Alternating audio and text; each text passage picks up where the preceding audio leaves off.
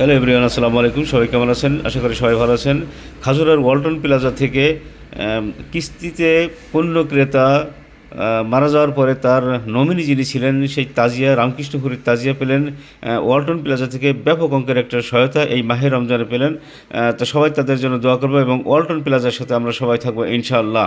দেখছেন, সুরক্ষা সহায়তা যেটা বলে, সেই সুরক্ষা সহায়তার আওতায় কিন্তু তাজিয়া এই অর্থটা পেলেন এবং ওয়ালটন প্লাজা কিন্তু এইভাবে সহযোগিতা করে থাকে। এটা কিন্তু আমার জানা ছিল না, তবে এই এখন থেকে জানলাম এবং সবাই কিন্তু ওয়ালটন প্লাজার সাথে থাকবেন এবং এইরকম যদি কোনো রকম কোনো সমস্যা কেউ পড়ে থাকে, অবশ্যই সে সহযোগিতা সে কিন্তু এই ওয়ালটন প্লাজা থেকে কিন্তু পাবে, এই আশা কিন্তু আমরা সবাই করি।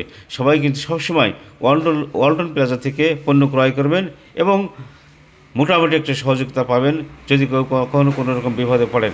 এবং আরও পাশাপাশি যদি কেউ মারা যায় কিস্তি চলাকালীন সময়, যদি ওয়ালটন প্লাজা খবর পায়